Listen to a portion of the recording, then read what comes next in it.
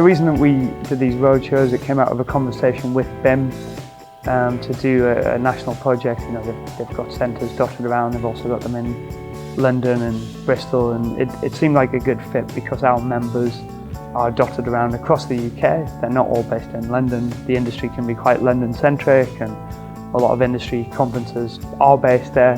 We think it's good, it's really positive to get out of London. What we wanted to do with these talks was just have a combination of, you know, your nuts and bolts subjects, event safety, welfare, drugs awareness, and mix it up with, you know, creative subjects really. And we had some quick fire talks which we called talking head sessions on things like the connections between streaming and ticketing and the potential impact of virtual reality, the food revolution, grassroots music venues and their connection to the whole ecosystem of live music, the importance of multi-arts and family content. And we, at each event as well, we had a festival promoter keynote.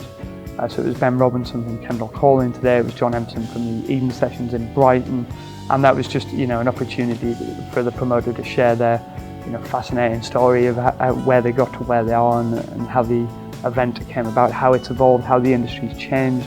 And we wanted the agenda to be very forward-thinking, you know, festival future, you know, what is going into the season, what is the future of the industry.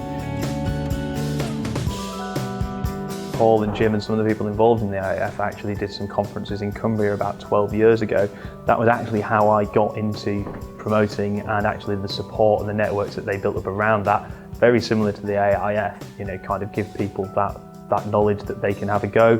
Coming to conferences today, you know, people engage really well when they see other people that, you know, when they see them speak and they can see them in front of them just telling anecdotes, that it really makes them understand that we're all just humans, and if you want to get really enthusiastic and try really hard, there's no reason why you can't follow other people that you've seen in the industry.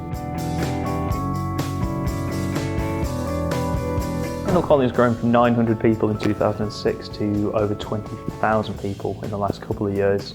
Kind of from 2015 through to today, we kind of made a bold choice to grow the festival up to around 20,000 capacity, thus allowing us the investment in the site to really, you know, do a lot of non-musical art, launch new areas, do thematic zones, and as well as that has allowed us to really pull in some great headliners that you just wouldn't see performing in that area otherwise.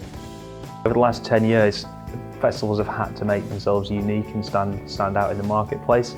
And I think that's led, you know, to massive food billings, arts programming, comedy coming into festivals, theatre performances coming into festivals, as I say, immersive zones, thematics, you know, and there's been a real surgence of that. And I think that a lot of that, you know, is a real thing that we should be proud of in the UK, because it is something quite unique to UK festival culture, that you've got such a rich tapestry and hotbeds of creative ideas and creative people working in an independent sector.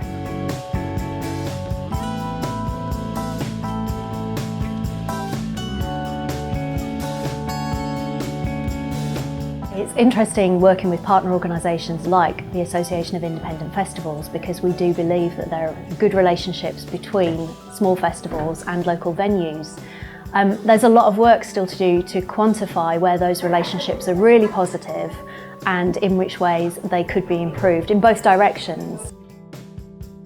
I think some of the models we'd be really interested in researching are whether perhaps the local venue could get involved in being a bar concession in the festival so that they've got a chance to make money as well as being involved in the programming relationship, or looking into some sort of cohesive programming where events in local venues could perhaps be an introduction to the festival coming, or even some sort of wrap-up or post-event party that gives the audiences an experience of being in that venue as well as just enjoying the music at a festival.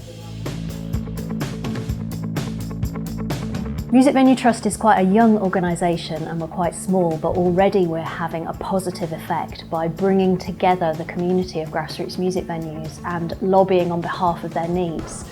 And one of the things that we've managed to do recently is we've effected a change in national legislation about planning, which means that now a developer who wants to build or repurpose a building near to a music venue has to take into account the possible implications of that development on the venue.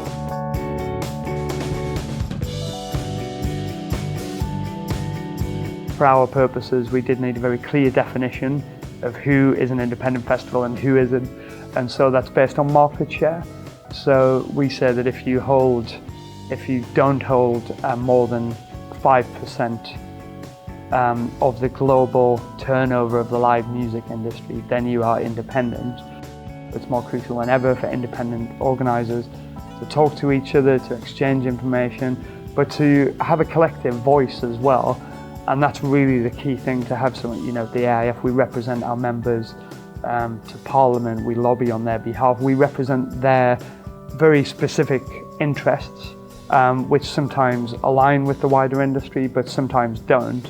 And it's crucial to have an organisation that's representing the independent sector, because the majors are only going to get bigger and they're only going to get more powerful and more aggressive, in my view.